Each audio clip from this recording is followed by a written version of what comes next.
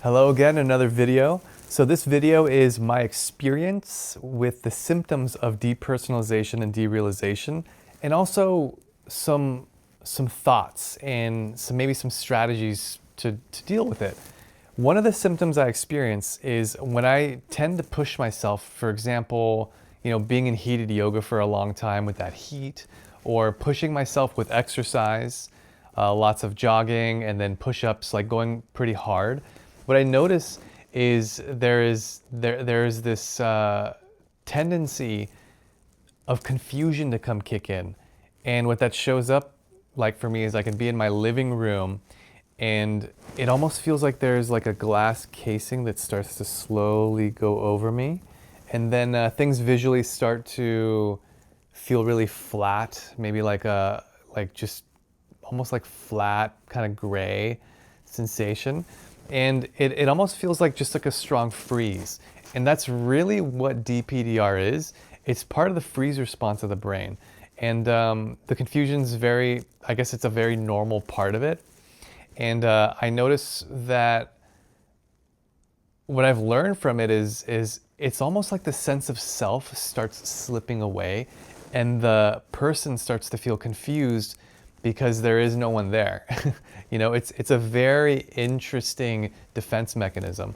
And so over the last few years, what I've learned to do with it is to just sit and soften and really just allow it space and not really judge it. Honestly, that was like the biggest thing for me, was kind of judging it as bad, or this is permanent, or I'm broken, or there's something wrong with me. That was a story that kept it in place really strongly, and what made it feel very permanent. That's the classical point of view for, it's very human to think like, oh, I'm stuck like this, or this is permanent. So is the confusion part. And back to what I was saying is I've learned to sort of soften and allow the confusion to be there, but then also remind myself, okay, what am I doing right now? What's happening? I'm in my living room. I am trying to make some food or make a glass of lemon water, and I just have so much compassion for myself. I go to the fridge, I get the lemon, I create the lemon water, and I just allow my system to do its thing. And what's been so amazing is just allowing it to do its thing and not really judging it as good or bad, but rather just neutral. Another thing is, when confusion kicks in like that, it's so important for me to go outside and maybe go for a walk. And if things visually look off, or more or like narrow, they call it like just feeling tunnel visioned, I sort of just remind myself that, hey, it's safe to have this experience. This is very human. It's just how my brain, it's what my brain would do to help me in a way feel safe or protected. So in reality, it's sort of like my system loving me so much that it's kicking in this symptom, because honestly, I never really learned anything else. As a kid growing up, this was one of the defense mechanisms that I have. I didn't know boundaries. I didn't know how to stick up for myself. I really didn't build a strong sense of self enough to know who I am and what I needed in those moments. So that's one thing, is going outside and reminding myself that it's safe to have this experience. Another symptom of it that I'd like to sort of discuss, so one of them is the confusion. I find that to be very familiar for me now. And I notice the more and more I allow it to just be there and not really judge it, and just honestly have just gratitude for being alive. Like, I'm alive and this is it. This is where I'm at. Like, this is it. I'm alive and this is where it's at. I'm here. And just reminding myself that I'm here and alive. Another aspect of that confusion is the sensation of shutdown. So it almost feels like all the knowledge that I have, all the books that I've read, all the things that I've done, everything that I've ever studied, doesn't feel available to me in those moments. It almost feels like the shutdown is so strong that the story of something is wrong with me, or that I'm slow, or I could never have a job that requires me to be sharp, because there's this inconsistency with the sensation of shutdown. And the sensation of shutdown, that symptom for me has been challenging for a while. And what I've been doing recently is just really bringing a lot of love and awareness to this feeling of shutdown, where it's like there's no more access to prefrontal cortex or rationale mind. Everything becomes the emotional brain or reptilian. And it's just tough because it's hard to think. It's difficult to be creative. It's challenging to write or to do math or to make plans and things of that nature.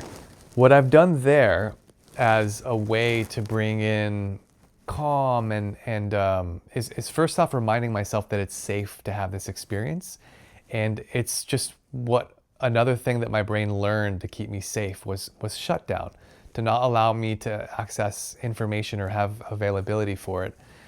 And to just have so much compassion, and just really understand that as a child, I felt this a lot.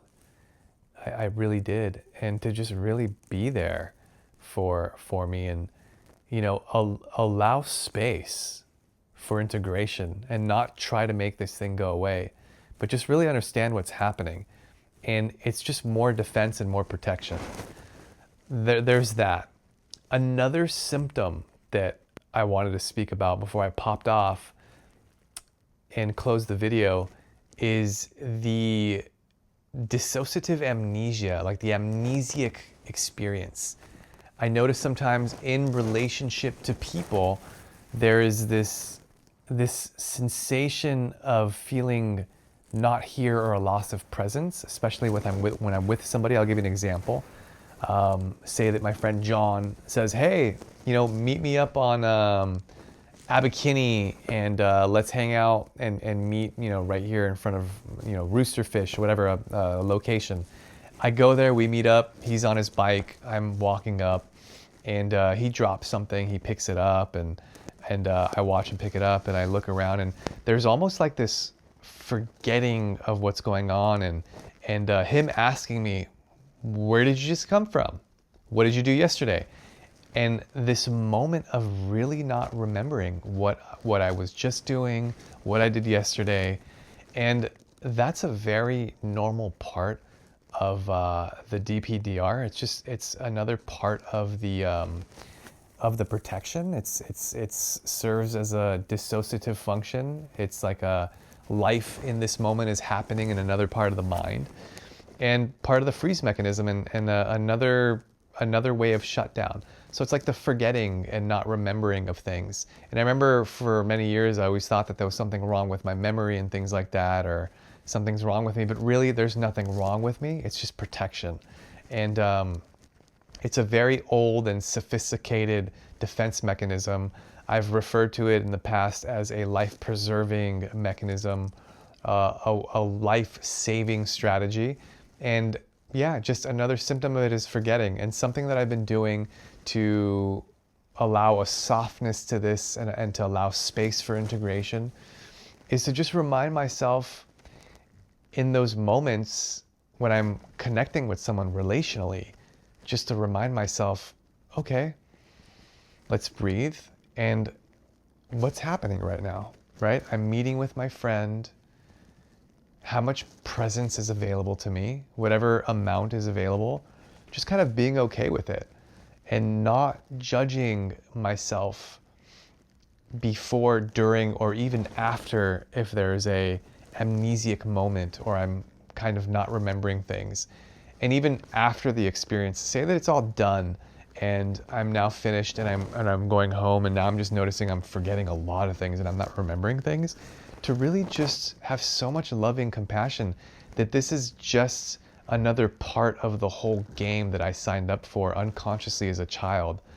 Just the whole dissociative tendencies, and to just have so much love for myself, and to not really be hard on myself for the strategy that I have learned and that it has been protecting me for so many years. I hope this helps you. I hope it helps you feel safe. I want to remind you that if you are experiencing something similar, there's absolutely nothing wrong with you. It is just your brain trying to protect you. All right, have a beautiful day or night wherever you are. Bye.